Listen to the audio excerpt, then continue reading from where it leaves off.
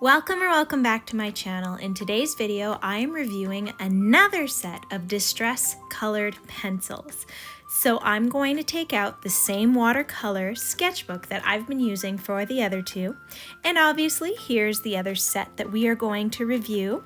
I'm flipping it over and showing you guys what colors are in this set. I'm going to link the previous two videos down in the description, and I'll probably throw in some cards when I think of it in this video. So I'm excited to try these colors. It's giving different vibes from the other two sets. I'm going to take one of my favorite paintbrushes and let's get to it. I already knew I was going to do a review, so I set up my page before I started filming. And what I'm going to do is I'm going to continue the pattern. So this is the first set that I ended up reviewing, set number 3. Then I bought set number 2 and made this little guy over here. And now I have finally got set number 1 with different colors. So I'm going to do the pattern of drawing swatches, swatches drawing, and then you guessed it, drawing swatches. There's no rhyme or reason to it. I just like the idea of having that pattern when I flip through my sketchbook. So I'm doing what I've done in the other two videos. I want to do little swatches and write the names down.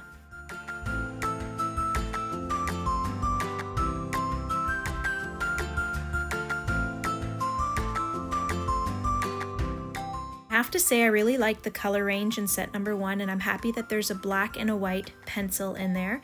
However, irregardless of what set you end up getting, you can buy the black and the white separately.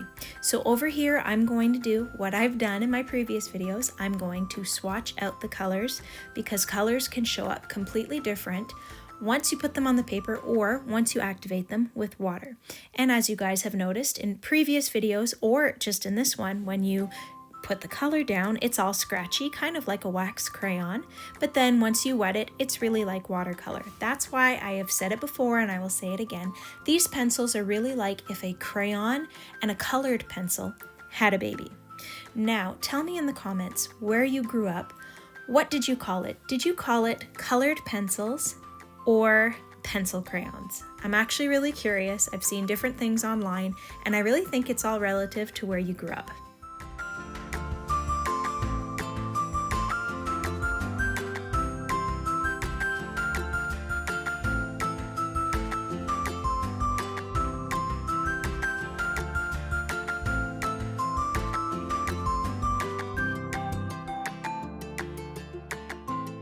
I have to say, this blue and this purple is really pretty, and especially next to each other. Yum, yum, yum.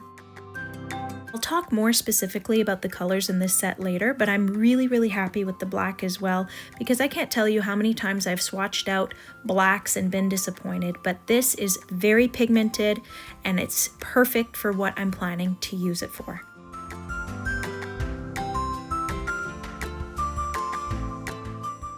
Very happy with the color range so far. Now I'm going to do my regular pencil flick like I've done in all the other sets, and I'm just going to go back and forth. I love the feeling, happy with the colors, and I'm just going to start my sketch here. So what I'm doing, like I did in the previous two videos, I decided to take my lightest color and lay it down for the sky. But this time I'm going to do something a little bit different. So you better keep watching. You won't figure it out unless you watch the whole thing through. So like in the other two sets, I noticed that there's a very pale color. And I know from the other sets that when you start with the palest color, you want it as a background color and it's going to be muted because even if you layer, it is very pale.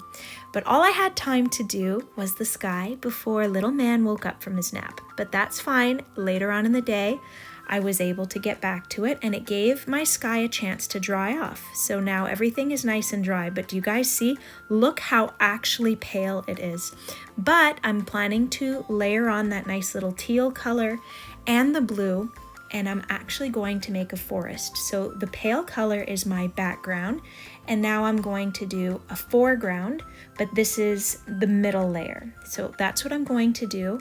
And I'm just going to add in the trees. And just a friendly reminder, when you're working with wet media, make sure you either work in various sections so things can dry naturally, or find a way to force it to dry. You can do this by putting it on a vent, having a fan, or even quicker, use a hair blower or a little embossing gun. But if you do any of my last two suggestions, make sure you don't put it too close to the paper because your paper can either buckle or burn. So be wise with that choice.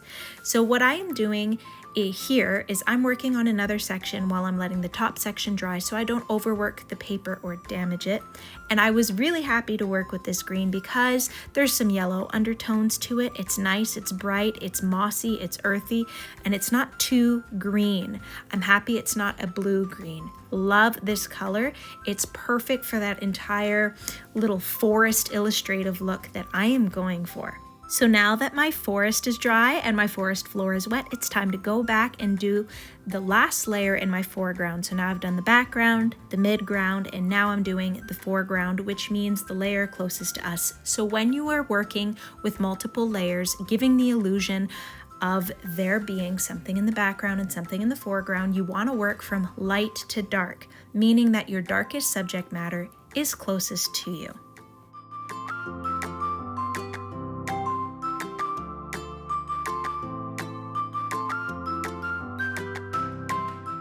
I'm really pleased I had the opportunity to do this kind of a background because those three colors worked very well together. They were very harmonious, and I was really able to give the illusion of a nice, thick, lush background. And when you have a background foreground issue, you really want there to be a nice transition of colors. So now that baby is back asleep, shh, I'm going to listen to a sermon, and now I can finally continue the illustration. What's nice about being interrupted so often is the paper has a chance to dry naturally. I'm really looking forward to adding a face to this creature, and I'm just looking forward to filling it all in. It really gives it a sense that this whole thing is coming together. And of course, I'm excited because I do my ultimate best to use every single color in the set. And fortunately, there's no problem here. I end up successfully using every single color.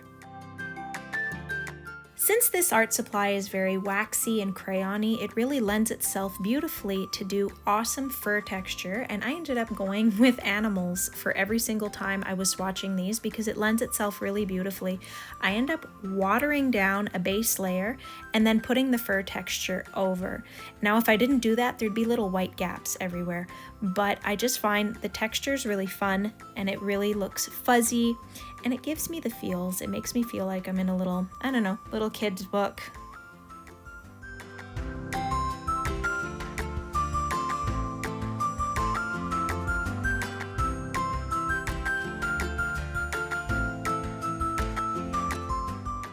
If you enjoy this kind of video, you find my feedback useful, or any of my information informative, consider liking my video and subscribing to my channel. I'd love to have you here again.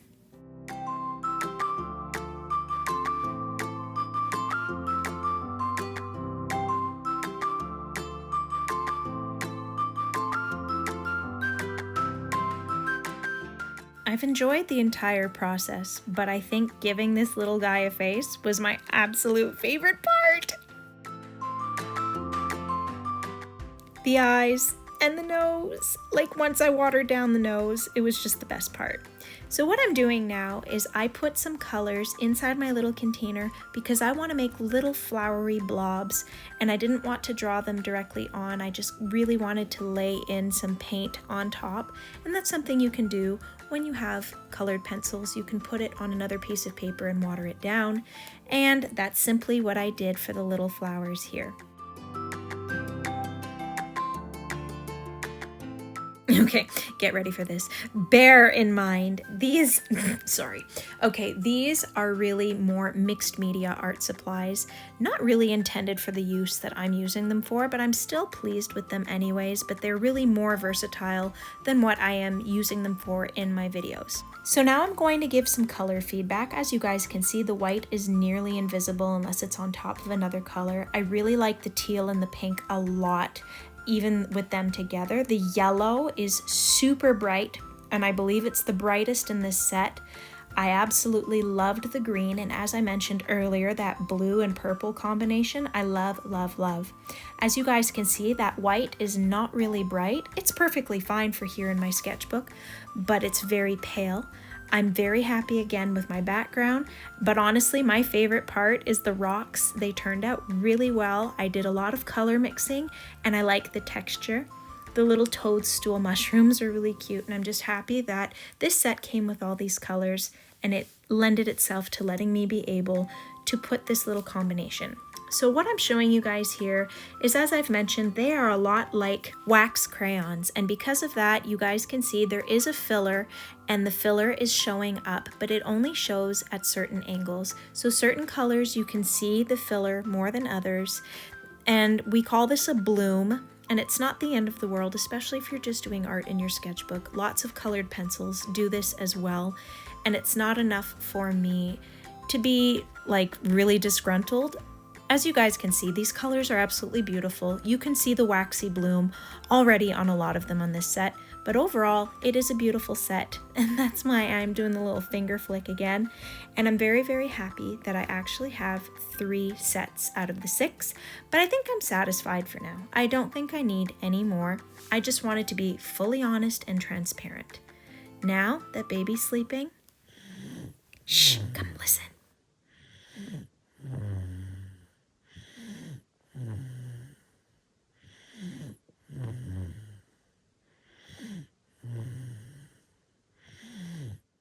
Was too cute not to share. Thank you so much for watching, everybody. I hope to see you guys in the next video. I will link the other 2 videos in case anybody is interested. I hope my first impressions helped you, and I hope to see you again on my channel. Bye, everyone.